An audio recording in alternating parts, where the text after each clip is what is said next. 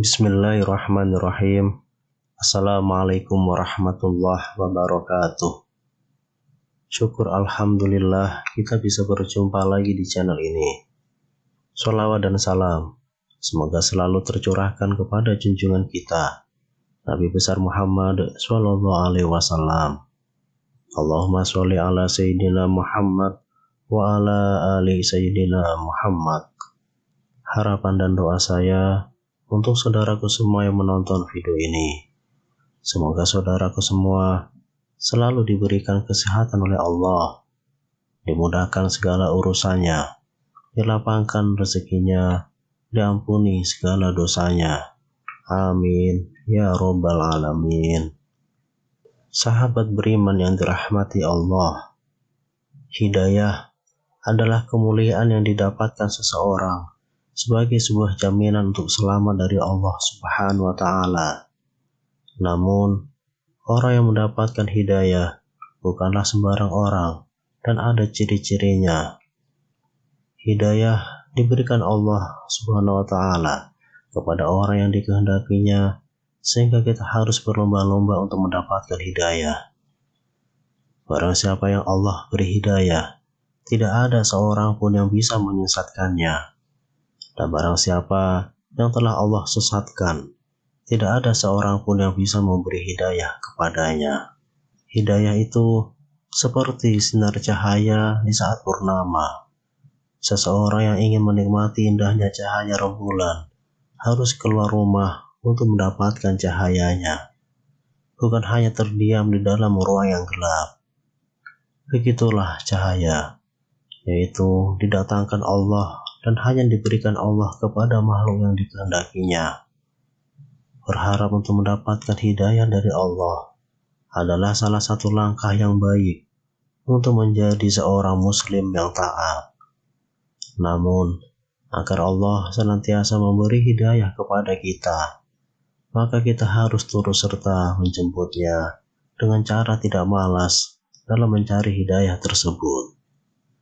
Berikut ini cara mendapatkan hidayah dari Allah Subhanahu wa Ta'ala yang wajib kita ketahui.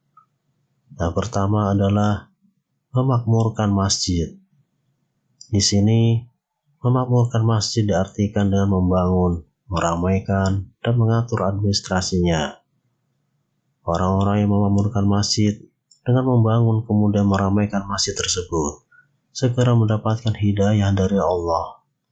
Ini adalah janji Allah, dan janji Allah adalah pasti. Lalu yang kedua, menjauhi maksiat. Orang yang mendapatkan hidayah sadar bahwa segala amalannya akan hilang sia-sia jika ia mendekati maksiat. Maka dari itu, ia harus menjaga betul setiap perbuatannya agar terhindar dari perbuatan maksiat. Yang ketiga, berkumpul dengan orang soleh. Katakanlah, apakah kita akan menyuruh selain daripada Allah sesuatu yang tidak dapat mendatangkan kemanfaatan kepada kita dan tidak pula mendatangkan keburukan?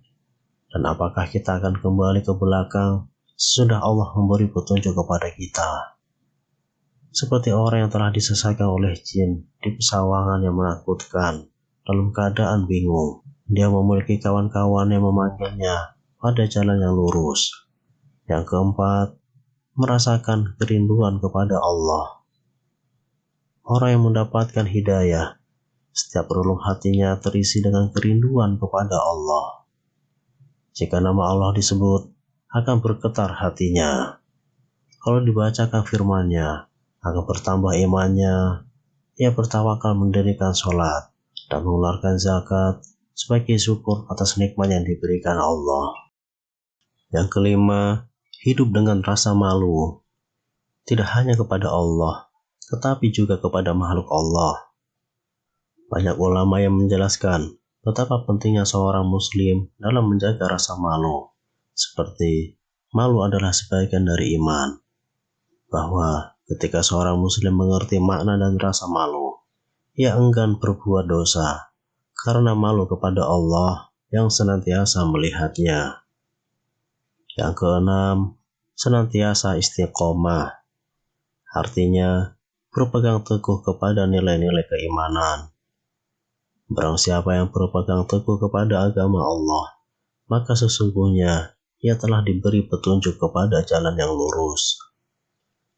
Lalu yang ketujuh, merasa ringan dalam beramal soleh. Orang yang telah mendapatkan hidayah akan merasa mudah atau ringan dalam melaksanakan amal soleh, rajin dan tekun dalam beribadah, serta sangat takut berbuat kedurhakaan. Sementara orang yang tidak mendapatkan hidayah akan berlaku sebaliknya, merasa malas dalam beramal soleh dan tidak bersalah bila berbuat maksiat. Kemudian yang kedelapan, semangat untuk belajar agama.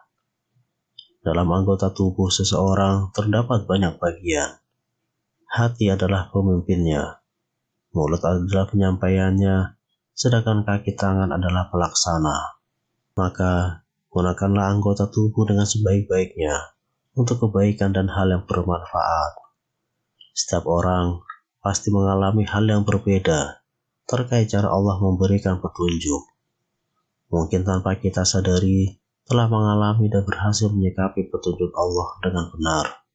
Namun, bisa jadi juga kita kurang tepat dalam mengartikan petunjuknya, sehingga mengambil sikap yang salah dan menyesal kemudian.